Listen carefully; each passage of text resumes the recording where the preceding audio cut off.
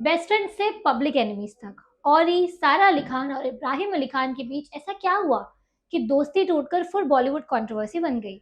Hello friends, मैं इशिता श्रीवास्तव और आप देख रहे हैं आपकी खबर। आज हम बात करने वाले हैं एक ऐसे बॉलीवुड ड्रामा की जो धीरे धीरे एक पजल की तरह अनफोल्ड हुआ, और जब इस पजल के सारे पीसेस को कनेक्ट किया तो पूरा इंटरनेट चौक हो गया। ये सिर्फ एक फाइट नहीं है, ये फ्रेंडशिप, ईगो, सोशल मीडिया और पब्लिक इमेज का एक कंप्लीट मिक्स है। तो फ्रेंड्स, आइए जानते हैं इस पूरे मैटर को डिटेल में। हम इस पूरे मैटर को इजीली समझ पाए, इसलिए हमने इस पूरी कंट्रोवर्सी को फेजेस में डिवाइड किया है। Let's start with phase one, the best friends era.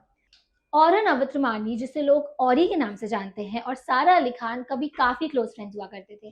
Parties, events और वेकेशंस कहीं भी हो, दोनों हमेशा साथ नजर आते थे। सोशल मीडिया पर भी उनकी बॉन्डिंग क्लियरली दिखती थी। सिर्फ सारा ही नहीं, उनके भाई इब्राहिम अली खान भी औरी के काफी क्लोज सर्कल में आते थे। मतलब एक typical Bollywood inner circle friendship थी। फिर आता है phase two, three verse names controversy. यहीं से पूरी सिचुएशन चेंज होने लगती है। औरी ने एक रील पोस्ट की जिसका टाइटल था थ्री वर्स नेम्स। इस रील में उन्होंने कैजुअली तीन नाम लिए, सारा, अमृता और पलक। उन्होंने सरनेम्स नहीं मेंशन किए, लेकिन इंटरनेट ने तुरंत समझ लिया कि ये बात हो रही है सारा अली खान, अमृता सिंह और पलक तिवारी की। इसके बाद सिचुएशन और एस्केलेट हो गई। फैंस ने इसे डायरेक्ट इंसल्ट माना और कुछ ही समय में सारा अली खान ने औरी को अनफॉलो भी कर दिया। यहीं से क्लियर हो गया कि इनकी दोस्ती तो अब खत्म हो चुकी है। अब आता है phase three, the unfollow drama. इसके बाद सिचुएशन और क्रिस्टल क्लियर हो गई।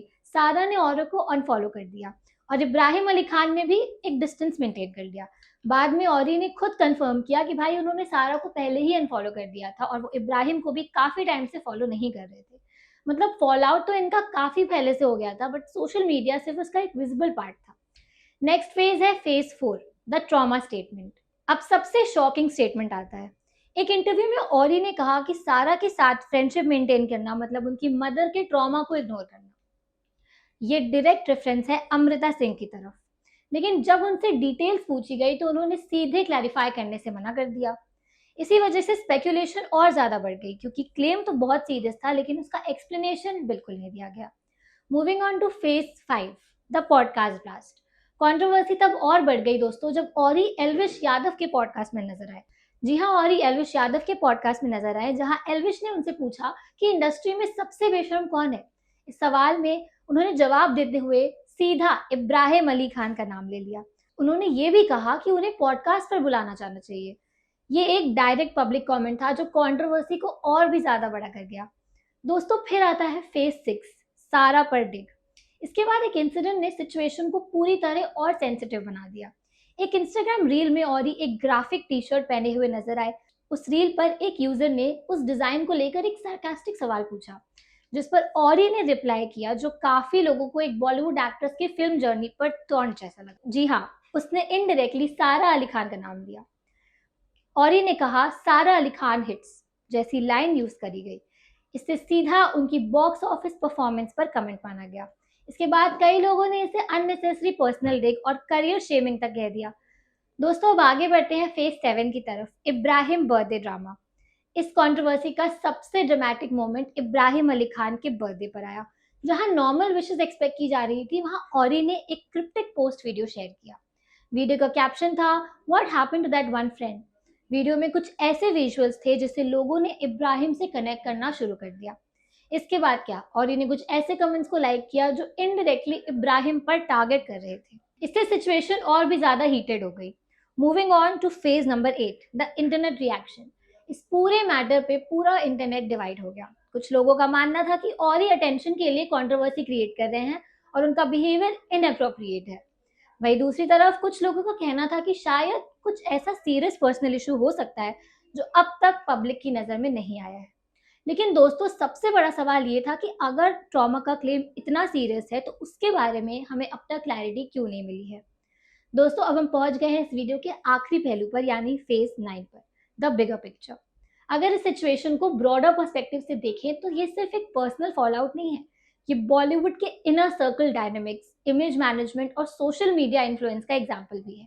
और इनका रोल भी इंटरेस्टिंग है क्योंकि वो एक एक्टर नहीं है, लेकिन इंडस्ट्री के क्लोज सर्कल्स का हिस्सा वो जरूर है। अब वो इस इंडस्ट्री का कितना इंपॉर्टेंट हिस्सा है ये तो हम सबको पता है, बट वो इस इंडस्ट्री में कैसे आए ये बात तो अब वही जाने। लेकिन एक बात तो कंफर्म है, इसी वजह से बॉलीवुड में उनका इन्फ्लुएंस और भी ज्यादा है और उनकी कंट्रोवर्सीज भी सबसे ज्यादा हाईलाइट होती है। अब दोस्तों यहाँ कुछ सवाल उठते हैं, क्या औरी सच बोल रहा है या ये सिर्फ एक कंट्रोवर्सी क्रिएट करने का जरिया है? क्या सारा और इब्राहिम इंटेंशनली साइलेंट है? और क्या ये सिर्फ ईगो क्लैशेस है या कोई और सीरियस इशू जो अब तक हमारी नजर में नहीं आया है? यहाँ एक और एंगल भी क्वाइटली सोशल मीडिया पर डिस्कस हो रहा है। कुछ लोगों का मानना था कि औरी और इब्राहिम अली खान की बॉन्डिंग सिर्फ नॉर्मल दोस्ती से थोड़ा ज्यादा क्लोज थी। हालांकि इस बात का कोई ऑफिशियल कंफर्मेशन नहीं है, लेकिन उनकी क्लोजनेस, पुरानी पिक्चर्स और फ्रीक्वेंट आउटिंग्स को देखकर काफी ज्यादा स्पेकुलेशन जरूर हुई है। और जब इतनी स्ट्रॉन्ग बॉन्डिंग अचानक इतनी बिटर कंट्रोवर्सी में बदल जाए तो लोग नेचुरली ये सोचने लगते हैं भाई कि क्या ये सिर्फ दोस्ती का डी एंड है या कहानी में कुछ और लेयर्स भी हैं। सो फ्रेंड्स, अब आप बताइए आप किस साइड है? क्या आप औरी के पर्सपेक्टिव को समझते हैं या आपको सारा और इब्राहिम की साइलेंस ज्यादा स्ट्रॉन्ग लगती है? अपने ओपिनियन कमेंट्स में ज़रूर शेयर करें। वीडियो अगर पसंद आया हो तो उसको लाइक करें और अपने दोस्तों के साथ शेयर करें। और ऐसे ही और इंटरेस्टिंग और मज़ेदार कंट्रोवर्सीज के बारे में जानने के लिए जुड़े रहें आपकी खबर के साथ। फिलहाल के लिए इतना ही, मिलते हैं नेक्स्ट कंट्रोवर्शियल खबर में। मैं इशिता श्रीवास्तव, देखते रहिए आपकी खबर।